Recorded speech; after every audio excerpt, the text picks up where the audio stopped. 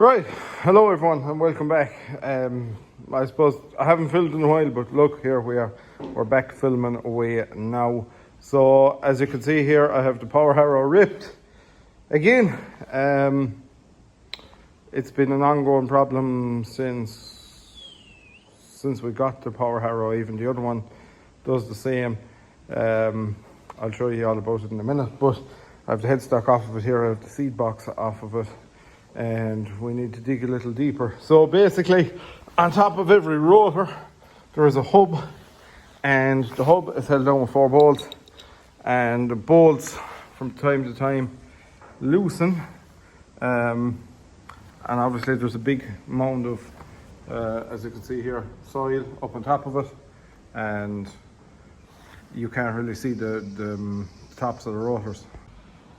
So basically, with all that's mounted up with clay, you can't see all these caps, and the bolts start loosening on them.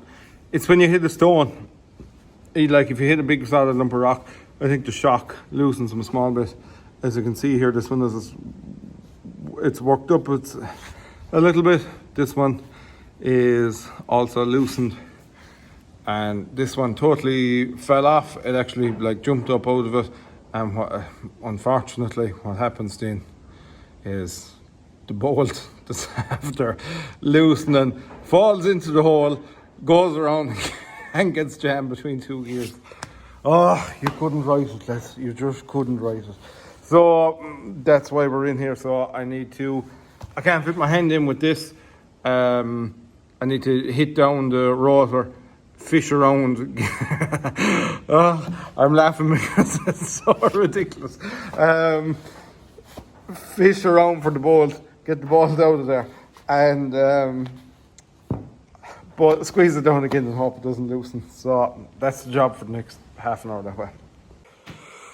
So an update, I can't find the bolt.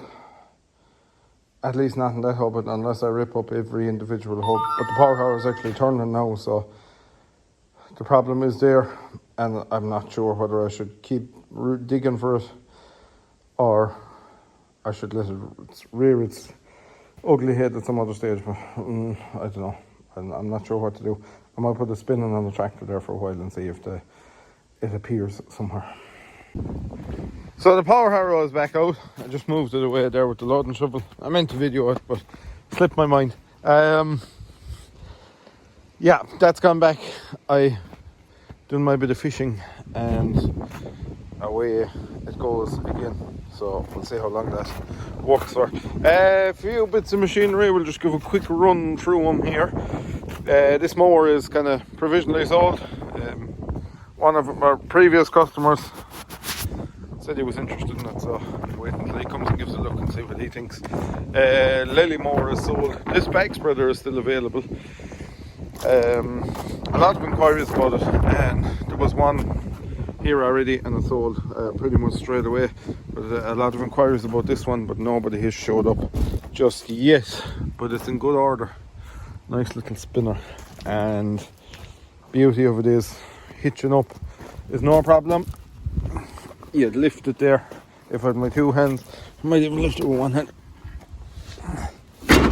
you know, and put it on the tractor, small tractor.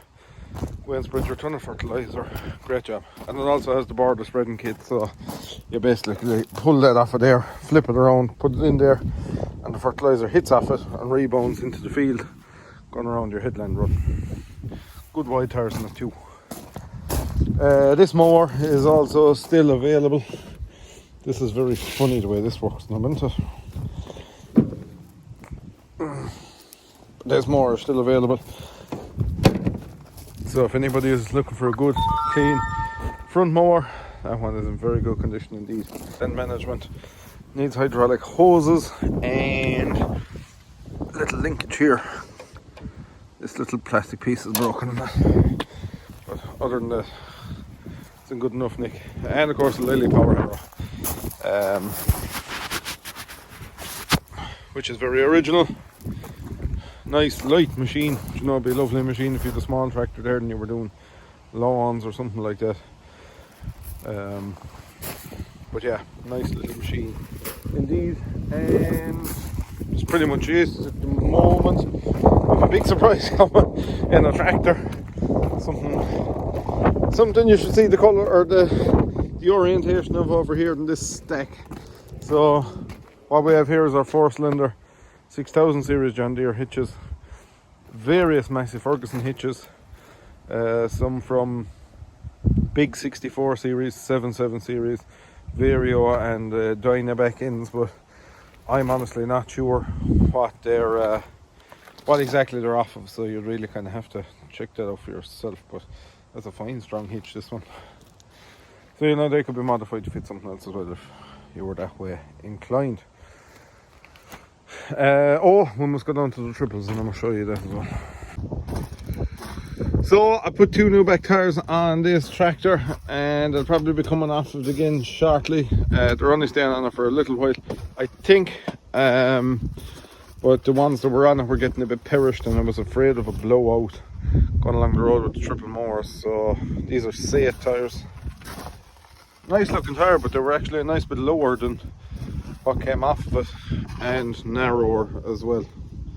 Even though obviously they were the exact same size, but there were little difference that went on. Height difference and width difference. See, they got caught in the back more there already, so a little mark on them. That's one of the failures of these mowers. That's with the lifts down. That's how much clearance you have. Once you lift your lifts a bit, it's just getting closer, and if you've your top leg heeled in, they'll just start touching each other, so something you need to keep an eye on. But they took a nice chunk out of it. But anyway, as they wear down, you won't notice that at all.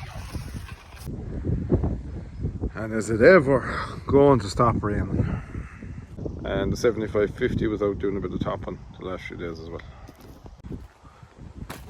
So that's it from me. Thank you very much for watching. We'll see you hopefully next week.